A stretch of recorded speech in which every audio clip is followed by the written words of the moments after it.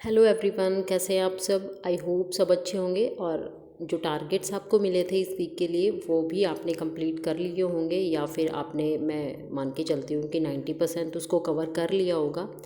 क्योंकि अगर आप 100 में से 90% या 80% भी अपने टारगेट्स को कंप्लीट कर लेते हो तो ये एक बहुत अच्छी बात मानी जाती है। क्योंकि ये ज़रूरी नहीं है कि आप हर टाइम 100% अपना जो टारगेट है उसको कंप्लीट करें। मेरा कहने का मतलब ये नहीं है कि आप उसको कंप्लीट आपको कभी भी नहीं करना है। कहने का मतलब ये है कि आपने एक वीक के लिए प्लान बनाया है और उस प्लान में अगर आप 80 से 90% आप चीज़ों को कवर कर पाते हैं और आपका 10% रह जाता है तो ये मान के चलिए कि आप 100 लोगों से आगे हैं। क्यों? क्योंकि आपने एक टारगेट बनाया था और उसमें आपने 80 to 90% आपने उसको कवर किया है। तो वो आपको बहुत सारे लोगों से आगे लेके जाता है और आप में एक कॉन्फिडेंस भी डेवलप करता है। क्यों? क्योंकि आपने एक प्लान बनाया और उसको कंप्लीट किया है। ठीक है, वो मैटर नहीं करता कि आपने कितना किया है, उसको कंप्लीट किया है नहीं कर किया है, लेकिन आप उसको बेहतर तरीके से कर पाए हैं 80 से 90%, तो ये एक गुड साइन है और आप इसको लॉन्ग टर्म में अपने साथ ले कैरी कर सकते हो। और दूसरा मैं आपको बताऊंगी कि आप कोई भी टारगेट डिसाइड करते हो तो आप देखेंगे कि आपकी एक हैबिट बन जाती है कि जब भी आप अपना डे को स्टार्ट करते हो तो आप डे से पहले अपनी एक टू डू लिस्ट बना सकते हो। उस टू डू लिस्ट में आपको कल आने वाले कल में आपको क्या क्या काम करना होता है वो आपको पता होता है कि आपको क्या क्या काम करना होता है। और ये मान के चलिए कि जब आप इस काम को करने लगते हो ना तो 5 या 6 दिन आप लगातार करते हो या फिर उसके बाद 10-15 दिन अगर आप कर लेते हो इस चीज़ को तो उसके बाद आपकी एक हैबिट बन जाती है। ठीक है, और ये एक अच्छी हैबिट है कि आप अपने नेक्स्ट डे को प्लान कर रहे हो और जब आप नेक्स्ट डे को प्लान करते हो तो 100% कभी भी नहीं हो पाता। क्यों? क्योंकि हर दिन अपने आप में एक अनप्रडिक्टेबल है। अब कल आपके साथ क्या होने वाला है ये आपको नहीं पता है, लेकिन हाँ, आपके पास जब टू डू लिस्ट है तो आप क्या करेंगे, 100 नहीं तो एटलीस्ट 80 to 90% अपनी चीज़ों को कवर अप करने की कोशिश करेंगे। क्यों? क्योंकि आपको पता है कि आपने क्या लिस्ट बनाई थी, क्या आपको काम करना है, तो वो एक बहुत ज़रूरी चीज़ हो जाती है। लेकिन अगर आपके पास टू डू लिस्ट नहीं होगी तो जिस तरीके से आपका दिन शुरू होता है उसी तरीके से आपका ख़त्म भी हो जाता है, आपका उस पर कोई कंट्रोल भी नहीं हो पाता है। ठीक है ना। और जिस तरीके से आपका दिन आपको जिस तरीके से जिस बहाव में ले जाता है आप उसी में चले जाते हो। आईपीएल देखना है, आईपीएल देखते हो आप। ठीक है, और आपको कोई भी जैसे एक होता है ना, एक लड़कियों को या फिर जो लेडीज़ को होता है कि वो सीरियल्स ज़्यादा देखती हैं तो आप सीरियल्स देखना स्टार्ट कर देते हो तो उसी में आपका ध्यान ज़्यादा चला जाता है। या फिर आपकी कोई ऐसी हैबिट होती है कि आजकल गर्मियाँ ज़्यादा हो रही हैं तो गर्मियाँ ज़्यादा हो रही हैं तो आपको पता है कि गर्मियों में आलस भी बहुत ज़्यादा आते हैं, तो आप जब सोने लगते हो दोपहर में तो सोते ही चले जाते हो, 1 या 2 घंटे आपके निकल जाते हैं, आपको पता ही नहीं चलता है। या फिर बच्चों के साथ आप आजकल बच्चों की छुट्टियां भी हो गई हैं तो बच्चों के साथ आप खेलने लग जाते हो। आज सपोज आप बीच में कैरम खेलने लग जाते हो या कोई भी जो आपकी हॉबी है वही करने लग जाते हो, तो आपको पता ही नहीं चलता है कि आपका काम कहाँ से स्टार्ट करना था, आपको कहाँ ख़त्म करना है, आपका कोई मोटिव नहीं होता। तो मेरा कहने का मतलब ये है कि आप अपनी टू डू लिस्ट डेली बनाएं और उसी के अकॉर्डिंग चले। वो आपकी कितनी परसेंट कवर होती है ये मैटर नहीं करता है, लेकिन वो एक आपकी हैबिट बन जाती है और आपको हर दिन उसी के अकॉर्डिंग काम करना होता है और आप अपना ज़्यादा से ज़्यादा जो टाइम है उसको प्रोडक्टिव वे में यूटिलाइज़ कर पाते हो। ठीक है, और ऐसा भी नहीं होता है कि आप अपने पूरा दिन आपने अपना ख़राब कर दिया। तो अब मैं बात करती हूँ कि किस तरीके से आपने अपने इस वीक को एंजॉय किया है। अपने जो आपने एक टारगेट दिया था मैंने आपको, तो वो टारगेट आपने कंप्लीट किया है नहीं किया है, किस तरीके से उस टारगेट को आपने जिया है और कितना सिलेबस आपने वहाँ से कवर अप किया है और कितना आप रिवाइज कर पाए हैं, तो ये आप मुझे कमेंट में ज़रूर बताएं। और दूसरा, आज मैं लाइव क्लास नहीं लूँगी क्योंकि आज मुझे कहीं जाना है, तो उस वजह से लाइव क्लास मैं आज नहीं ले पाऊँगी। लेकिन हाँ, मैं इतना ज़रूर बताऊँगी कि आप लोगों के जितने भी कमेंट्स हैं ना, आप मुझे कमेंट सेक्शन में बताइए, तो मैं आपके उनके कोशिश करूँगी उन सभी जो आपके कमेंट्स हैं उनका आंसर देने की। तो और इस वीक के में सिर्फ मैं आपका 1 या 2 ही वीडियो डाल पाई हूँ ये डेली टारगेट्स के। उसका रीज़न ये था कि बहुत ज़्यादा वर्कलोड भी आ गया है। ऐसा नहीं है कि मैं अपने टारगेट्स को कंप्लीट नहीं कर रही, टारगेट्स को मैं कंप्लीट कर रही हूँ, लेकिन जो वीडियो बनाने का प्रोसेस है वो थोड़ा लंबा हो जाता है क्योंकि पहले आप वीडियो बनाते हो, साथ साथ में फिर थोड़ा सा डिस्ट्रैक्शंस होता है, उसके बाद उसकी एडिटिंग वगैरह सब करना पड़ता है, ये सब आपको पता ही है। तो उसमें एक थोड़ा सा लंबा टाइम लग जाता है। तो आजकल मैंने क्या किया है कि मैं ज़्यादा वीडियोज़ ना बना के और वीक में 1 या 2 वीडियो डालूँ, या फिर कोशिश करूँगी जितना भी हो पाएगा, जिस दिन भी मेरे टारगेट्स पहले कंप्लीट हो जाते हैं तो मैं कोशिश करूँगी। तो दूसरा पॉइंट ये है कि आप अपने टारगेट्स में कितने फुलफ़िल हो पा रहे हो, क्या आप अपने daily targets day 1, day 2, day 3, day 4, 5 को कंप्लीट कर पा रहे हैं, नहीं कर पा रहे हैं, क्या क्या प्रॉब्लम्स आ रही हैं, तो वो आप मुझे कमेंट में ज़रूर बताएं।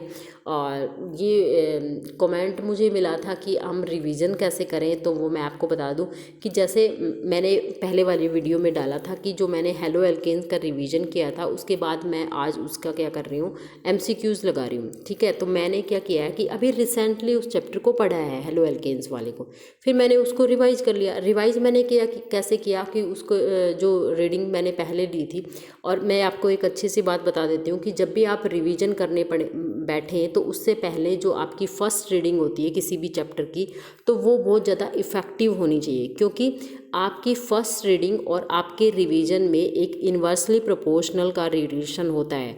अगर आपकी फ़र्स्ट रीडिंग जितनी ज़्यादा अच्छी है तो रिवीजन में आपको उतना ही कम टाइम लगेगा, और अगर आपने फ़र्स्ट रीडिंग अच्छे से नहीं दी है, अच्छे से कॉन्सेंट्रेट उस पर नहीं किया है, कॉन्सेप्ट्स आपने वहाँ से क्लियर नहीं किए हैं, तो आपको अपने रिवीजन में टाइम ज़रूर लगेगा। तो मैं आपसे सिंपल सी बात बोल रही हूँ कि आप अपने जो रीडिंग है, फर्स्ट रीडिंग, उसको अच्छे से टाइम दें, उसको अच्छे से अपने जो कॉन्सेप्ट्स हैं उनको वहाँ से क्लियर करें।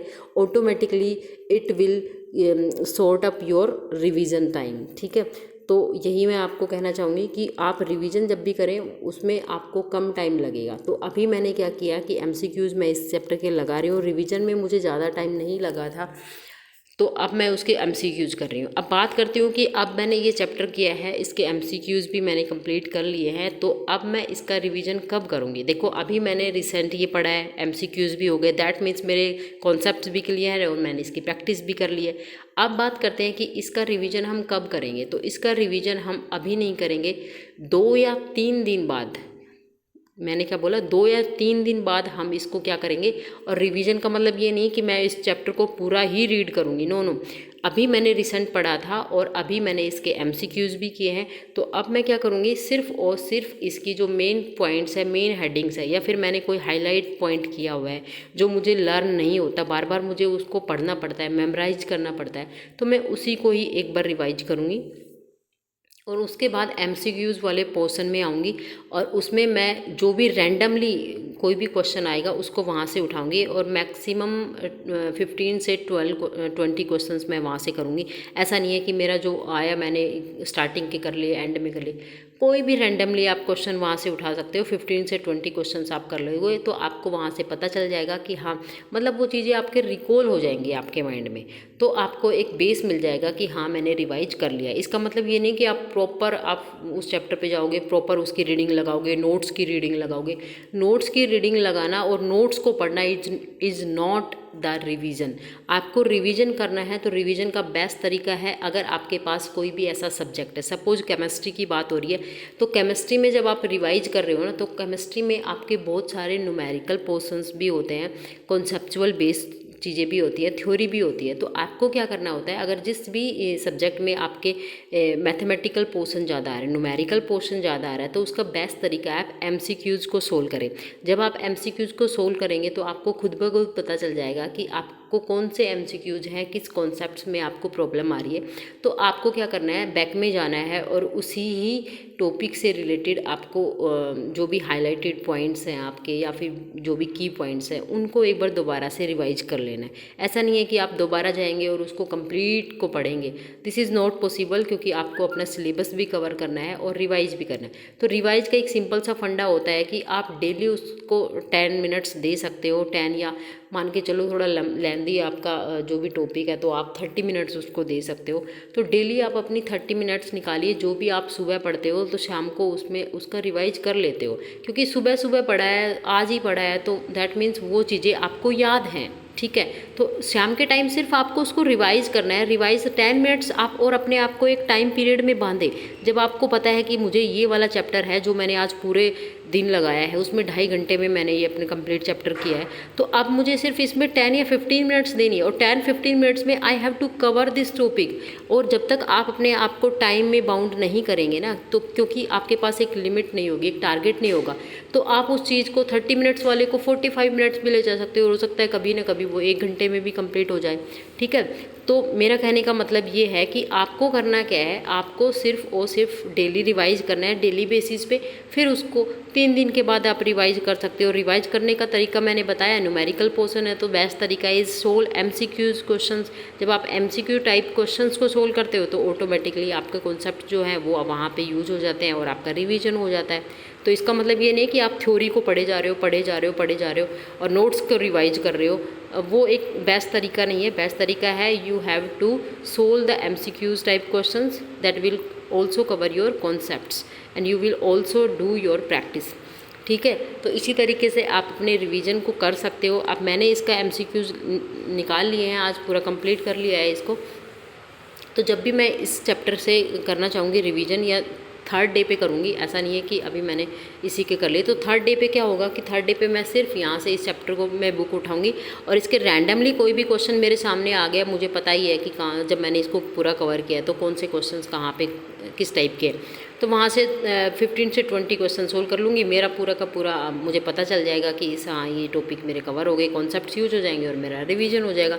तो इस तरीके से रिवीजन आप कर सकते हो। और इस पर अगर आपको एक डिटेल्ड वीडियो चाहिए तो मैं अलग से एक वीडियो बनाऊंगी कि किस तरीके से आप रिवीजन कर सकते हो, कौन सा इफ़ेक्टिव मेथड होता है रिवीजन करने का, तो उस पर अलग बनाऊंगी। लेकिन आज मैंने सिर्फ अपने रेस्पेक्टिव में बताया कि किस तरीके से मैं रिवाइज़ करती हूँ।